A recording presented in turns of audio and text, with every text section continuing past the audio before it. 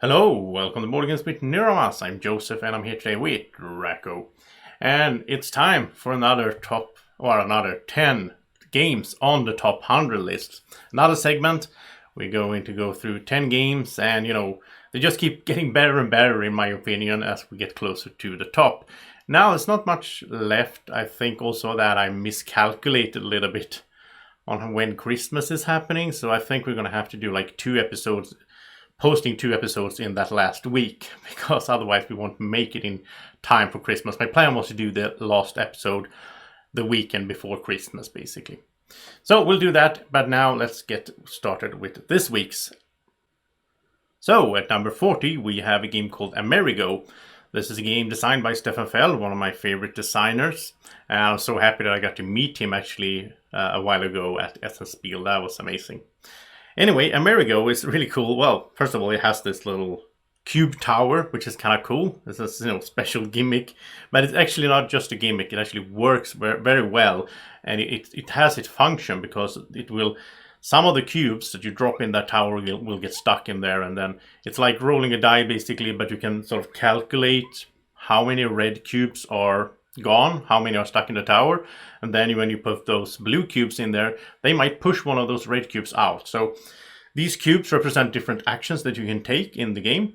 So depending on which cubes comes out and how many of the main one, there's gonna vary which one is the main one. It's like a rondelle. That will determine the number of actions you can do, and the colors determine the type of actions you can do. And what you do is you sail around on this board out here. You're trying to sort of go to shore, build some outposts on these islands, and claim some resource tokens and treasures, and then you use those to get points, basically. So it's a sort of standard Euro, really mid-weight Euro-ish game. I enjoyed it a lot. I played it a lot as well. It's been a while since I did it, but yeah, I really enjoyed this one, and that's why it's this high up on my list. Next up, we have a new game, sort of a new on the list. It was released last year at Essen Spiel, and it was a Kickstarter as well. It's called GuGong, or however you pronounce that, I don't know. But in GuGong, you are sort of doing worker placement, but you're not using your meeple workers to do that. You use cards, so you trade cards. The cards on the board sort of represent different actions you can take, or like the places or have actions you can take, and then there's a card on it, and you take that card and you trade it with one of your cards from your hand in order to do that action. It's like you trade with people to get them to do things for you. So you can travel around, you can build up the Chinese wall, you can do a bunch of different stuff out here, and what you need to do in the middle here is like, this is the palace of the emperor, and you need to climb those steps of the palace in order to visit the emperor by the end of the game. Otherwise you get 0 points, which is kind of cool. So this is a game that is kind of special in that way. You could play the whole game and then end up not getting any points at all. But it's really fun with this whole trading system. I think it's so nice how they designed this. It's when I have a few cards in my hand, and whatever I put out there to trade, that card is then going to be available for my opponents to grab. And every round you roll 3 dice up there, and then every round you try to sort of have those numbers in your discard pile, because the card that I traded for, the one that I got, I put it face down in my discard pile or on my board, and that's going to be one of the cards I use in the next round. But it also I will try to get it to match one of those die rolled, so that I get a special bonus from that as well. So there's a lot going on, a lot of thinking and strategy, but really nice components as well. Right here I am playing with the Kickstarter Deluxe version, and it's really cool. So yeah, GuGong, can really recommend it. And then we have Hadara, which is a new game, came out this year. And when I played this, back in the summer, I sort of named this my favorite game of 2019 when I played it. Now I played a few other games that might surpass it. We'll see. That list comes in between Christmas and New Year's Eve. There will be a top 10 games of 2019 list, so you can check that out when that comes. But anyway, Hadara is amazing. It's definitely in my top 10. I can spoil that much. This is basically Seven Wonders, but in a better form, and it's a better design. But you basically do the same thing.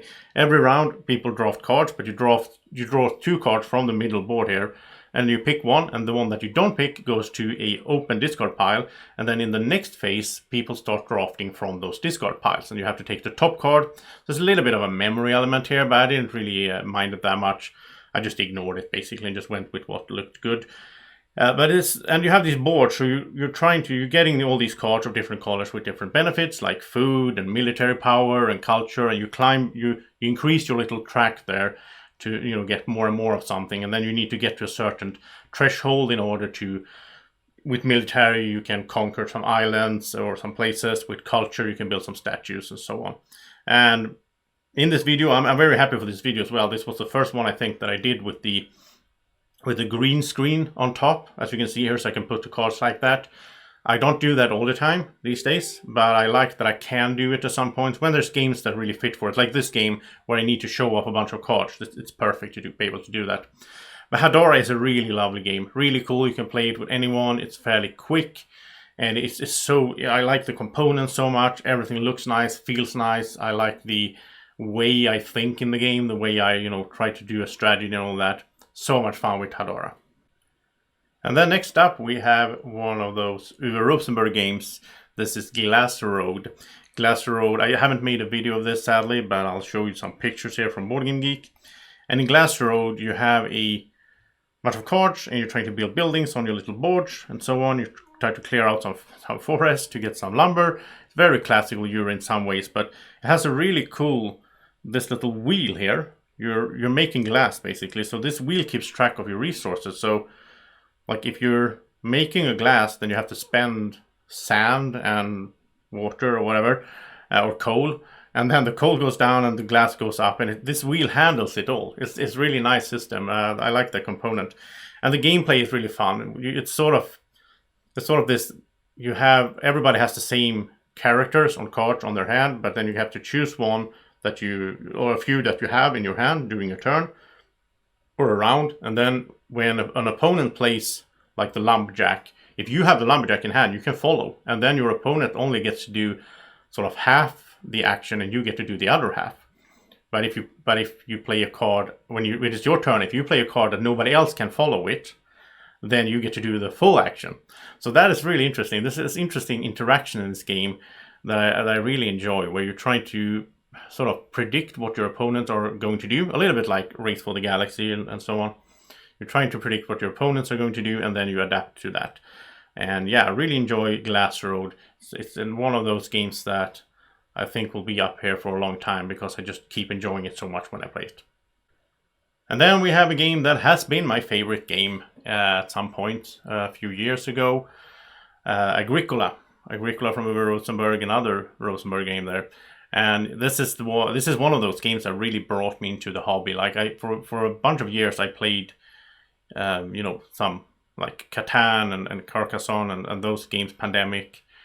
But Agricola was the one that really, the first sort of heavier style game that I played and really enjoyed, and I really got into. We played this a lot for a while, and really got into all the strategies and all that. And it's very basic worker placement. It's just, place your worker, get whatever you get from that placement, and then at the end of the day everybody comes home, and then you gotta feed your workers and all that.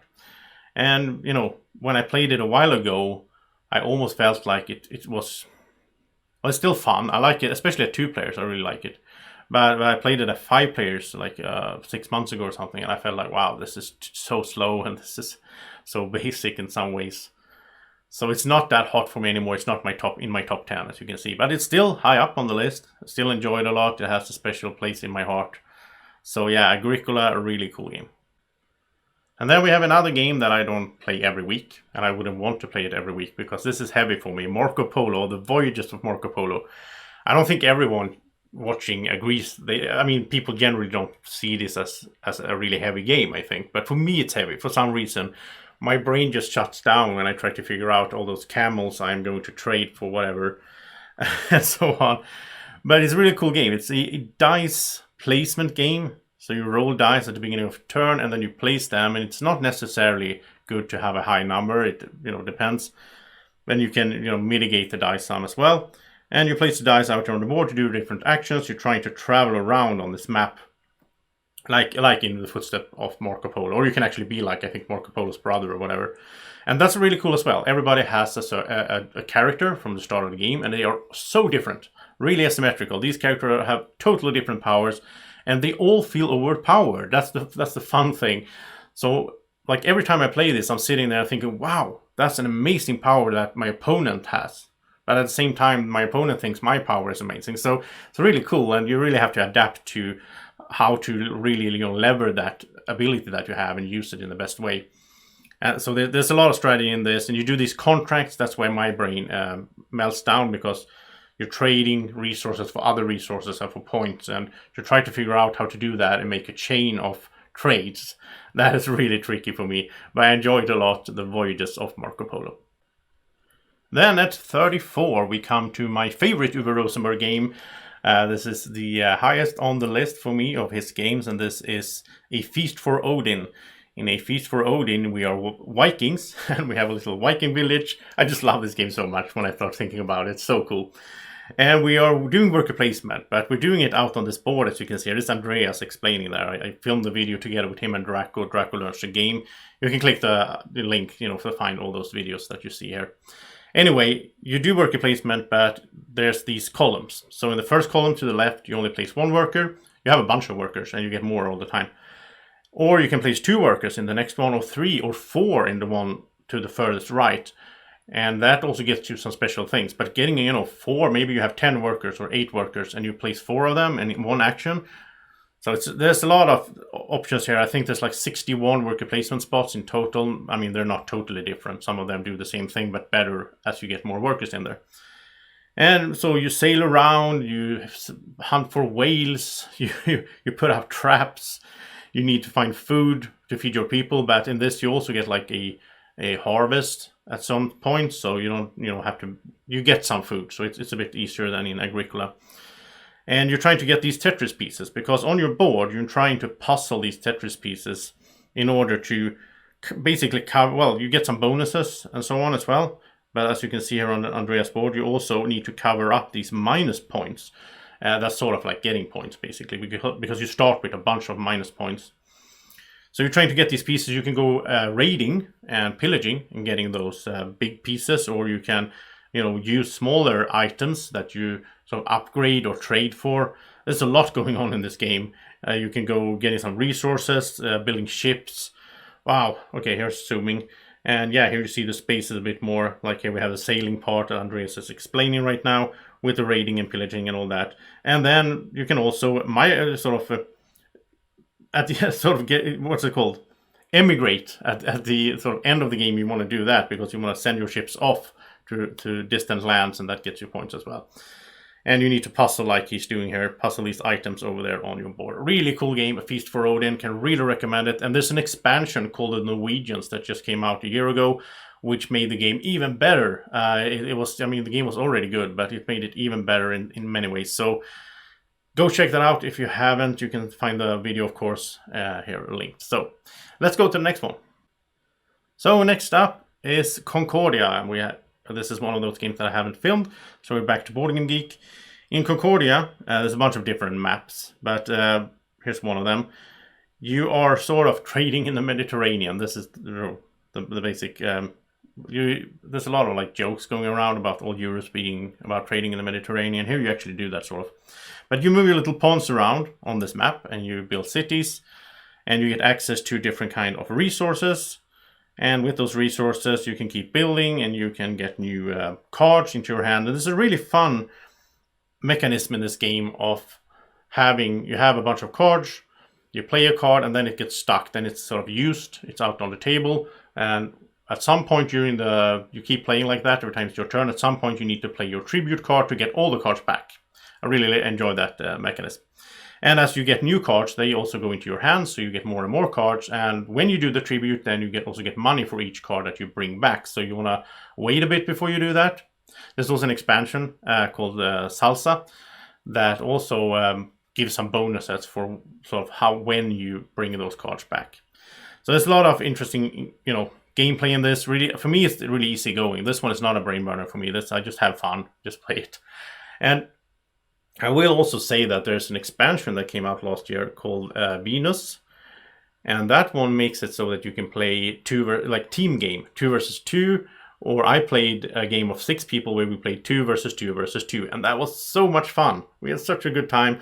You work together with your teammate. And so when I play a card and do an action, my teammate gets to do that action as well. So we try to coordinate that between us. But you can't really, talk too much. You need to try to figure out what your opponent might need and what you need to do. Yeah, really cool stuff. There's not that many games that I would sit down and play 6 players on, but this is one of them. I think this is my favorite 6-player game, actually. So Concordia, really cool, and especially with the Venus expansion. And from a 6-player game, or a game that I like at 6 players, to a game that I only want to play on 2 players, Star Wars Rebellion. This could be 2 to 4 players, but it's a 2-player game. This is Star Wars in a box, as I know Sam Healy has called it, and it really is. This is really the Star Wars experience, but there's also some deduction. It's like asymmetrical, so if you're the rebels, then you're basically just trying to survive and make time pass. But if you're playing the Empire, then you're trying to find that hidden rebel base and destroy it before time runs out. And that's some deduction where you every round you can send out like probes, and you draw cards to see that, okay, it's not on hot, it's not on this planet or that planet, and then you can try to deduct, okay, where could it be? Really fun, enjoyed a lot. I just sold my copy actually, but that was because I have 2 friends who have it, and there's no real need to have. Yeah, I'm not gonna play it solo, so I think you can play it solo in some way. I think there's like a BGG fan-made solo, I don't know, some solo game. This is just the unboxing. I haven't made a proper playthrough of this, but yeah, such a cool game. And the expansion, there's an expansion for it that really improves the combat system as well, and really makes it a lot better. And the thing with this game is so thematic. As the Empire, you can capture like Luke, and you can freeze him down instead of Han Solo or whatever. You have send out the Emperor, and he trying to influence. And yeah, there's so much cool stuff going on in this. If you like Star Wars, you have to play Star Wars Rebellion. You just have to. So yeah, great game. But now let's head to the next one. So last one for this week. I think this will surprise some people. This has really gone up on my list, and it's an older game, and it's a really ugly game. So in some ways it's weird that it's all the way up here, but Kingdom Builder is so much fun. I just had so much fun playing this game. It's hard, I can't say more than that. It's ugly and it's fairly simple. You draw a card every round, and that card tells you which kind of terrain you can build on, and then you build your houses on it. And then you try to get, you can get some special powers and so on, which is fun as well. And every time you play, you have different objectives. So, at one game you might want to build a big city all together. In some other, you want to spread them out and build small cities. This game just works for my brain. I just like planning and figuring out how to do it the best way in this game. And I have such a good time in that thought process. So that's why it's up here. And it's really ugly. It's very basic, these wooden houses, and the maps look terrible. But it's just a fun game. And it's simple, it's fairly quick, and it's one of those games that I just want to keep playing it, like, once a month or whatever. If I can, I would like to play Kingdom Builder. So that is the list for this week. And did you agree? Did you not agree? Did you like my picks? Tell me in the comment section. It's always fun to hear from you and hear what your thoughts are on games. So thank you so much for watching. We'll be back next weekend, with another episode, and we're getting close to Christmas and getting close to that top 10, which is going to be so much fun. Thank you so much for watching. Have a great evening, morning, whenever you're watching. Take care. Bye-bye.